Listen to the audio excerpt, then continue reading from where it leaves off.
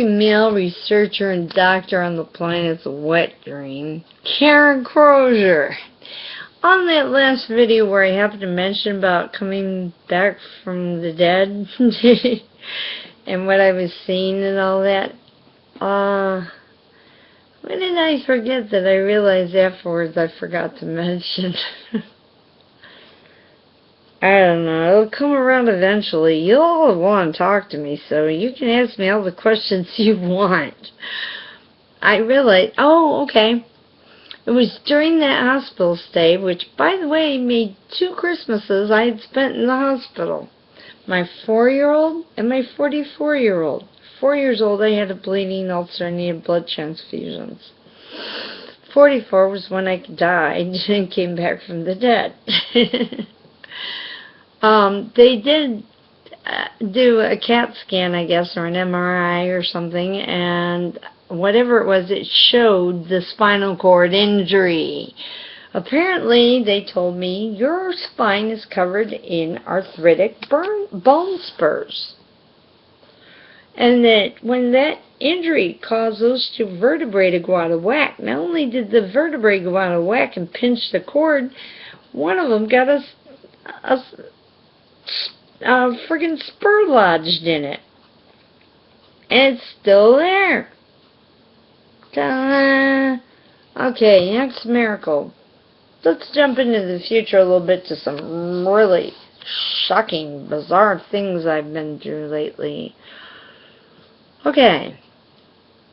If you're in the medical community, you know what a pulse saturation rate is, where they measure your blood to oxygen ratio. Pulse, everybody knows it's your heartbeat. Well, because of my valley fever, I wanted some oxygen, and they're like, you don't qualify because your sat rate is 97. It's normal. It has to drop below 90. And I said, watch this. I'll show you. I think I hit 96. I said, here we go. 96, 95, 94, 93, 92, 91, 90, 89, 87, 86, 85, 84, 83, 82, 81. They said, stop, sit down, that's enough. You got your oxygen. They were afraid I was going to die right then and there, weren't they? Hell yeah. Well, all those little machines, sometimes they like you to sleep with them overnight and see what happens while you're sleeping. I thought, wouldn't it be interesting for the first time to not just have to lay in a hospital and stare at the equipment while it does all this crazy bullshit, but actually watch it in my privacy of my own home and figure it out. So at first it was fairly normal, except for the immediate moment I put it on and band-aided it to my finger. I know how all this shit works. It hit 88 pulse saturation rate instantly. It was just the moment I put it on. But anyway, anytime your oxygen drops below 90, a green light is on. Or is 90 or above, a green light's on, meaning you're okay. When it drops below 90, it goes orange. You're not okay. You're below 90. You need oxygen. Well, it started doing some really strange things. I started noticing it. First of all, I got distracted from the pulse shit because the oxygen shit, because the pulse shit was bizarre. Because medically, logically, it's not possible, I didn't think, to have your pulse go from 1 second to be 88 and the next second 110. No. You have to do some cardiovascular exercise to get your pulse to go up that high, and that does not take 1 second. Okay. Plus, it was doing weird shit like the green and orange lights weren't working right or something. They were flashing wrong. And I had this weird idea. I said, I think my pulse and my oxygen rates are coming together, and that once they do, that flip-flopping back and forth is going to stop. Sure as shit it did, but do you know what it did at that point? It stopped flipping. But 90 and above, orange. Below 90, green. Wrong. Okay, so then as I'm blowing it off a little bit, I catch a glimpse of a red flash. So what was that? Never seen that before. Ever. And I see it a little more often. I keep catching it. What the hell's going on? Then I look, all of a sudden, my pulse oxygen rate disappears. Then it's back. Then my oxygen disappears, and my pulse is gone and comes back.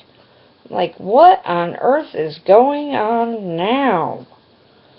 And that red light coming on more and more often.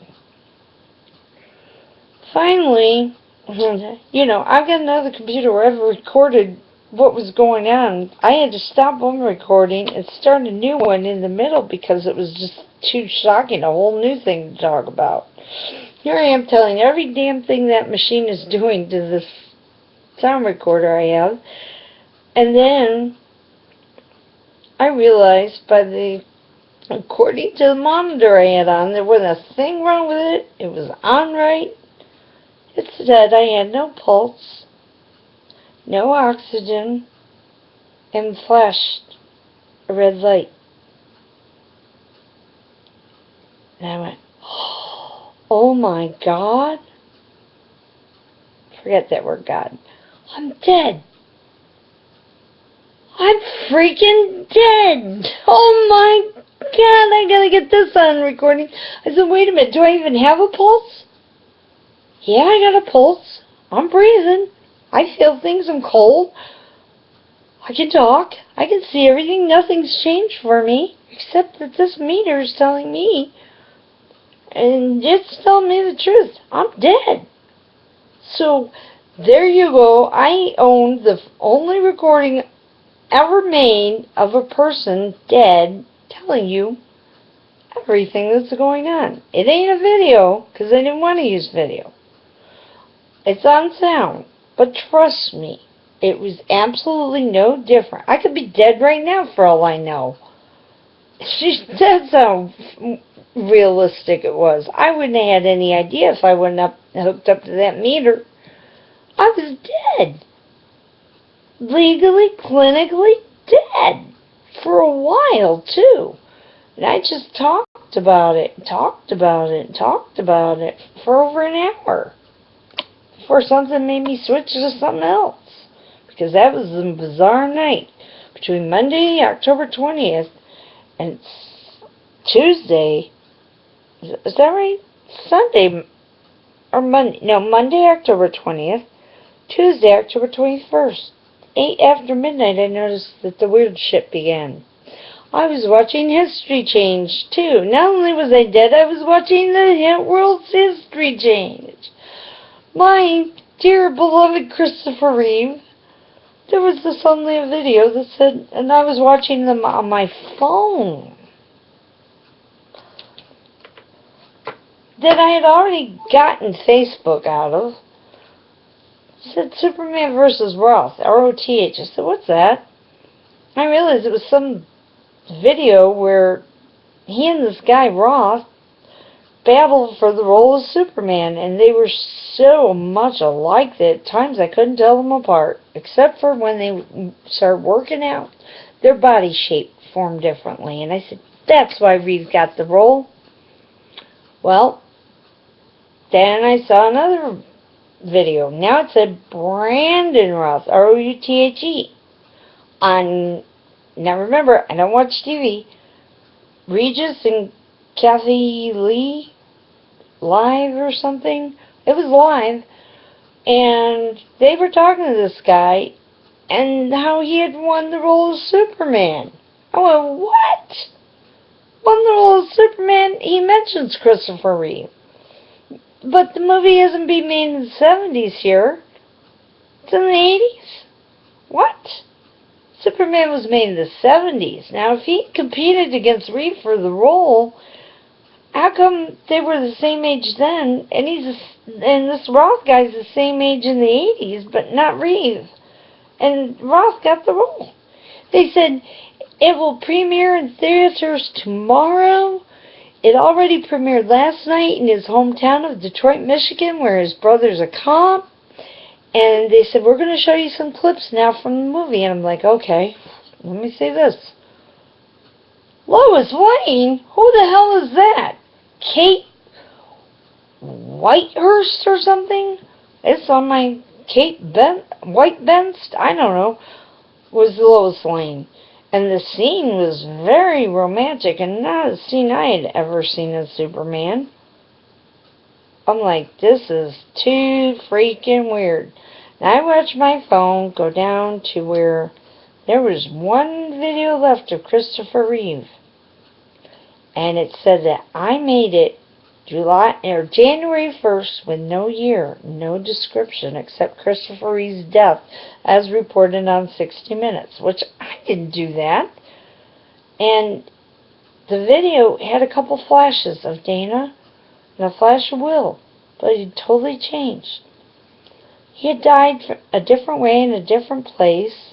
There was no Reeve Foundation. Al Gore didn't exist. It was John Kerry. There was no fight for stem cell research. It was okay. They were doing it at some Miami institute, not the Reeve Foundation. It didn't exist. They never mentioned Dana. They never mentioned the foundation. Reeve was even kind of negative, except for one point in the video. I said, now that is from the now and then, but the rest of it isn't. What the hell? No. And they said one day when everybody is recovered from spinal damage, maybe Christopher Reeve will get a mention. Oh, and what? It's already been... Oh, so there's no Reeve Foundation because they already got a cure. They didn't have to fight for stem cell research. It was already okay. There was no fight for it. It was a fight for Christopher Reeve said to use whatever technologies we have available, including stem search, not to fight for stem search to be used. And no Dana, and no Reeve Foundation. The Lone Crusader.